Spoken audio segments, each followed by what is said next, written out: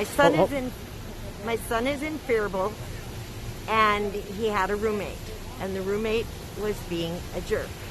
And my son is a kind man. He had the TV attaches at the end of the bed, and this man didn't have a TV, and he thought, okay, I'm gonna let him watch the TV at night. So he put the TV down on the desk, and he tried talking to the man several times about the things he was doing to irritate him, and being a jerk all the time, and he just kept doing it. So on a Monday night, he decided, okay, I'm not putting the TV down tonight. I'm done with this. He's not even trying. So he didn't put the TV down. So the next day, the guy had some kind of head unit, he was able to listen to music.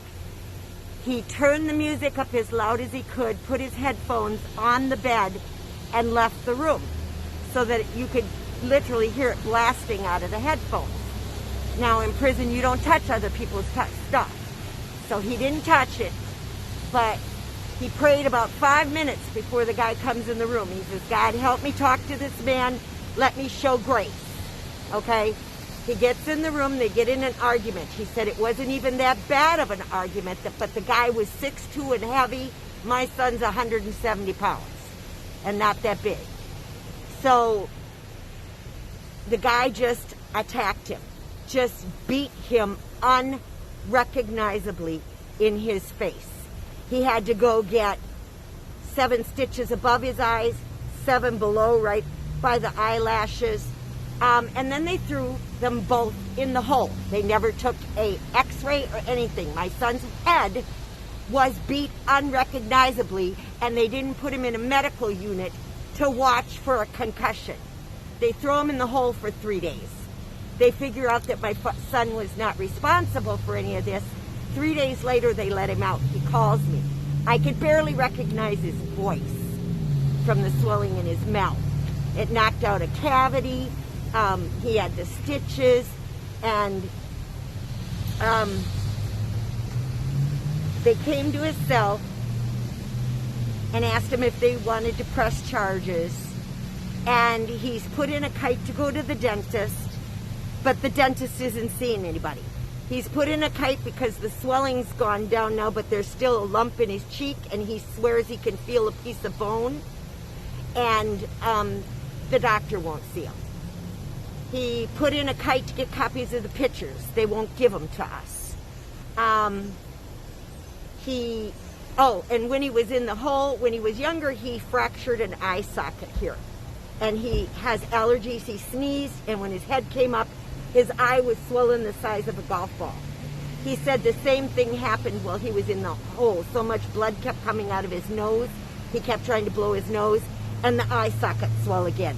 So I'm sure there were fractures on the face. But no x-rays were ever taken. Nothing was ever done. Okay, now he called me a couple days ago in the prison. The word goes through the cafeteria because everybody uses the cafeteria. So when someone goes through, they tell so-and-so this. And that's the grapevine, how everybody gets their information in the prison.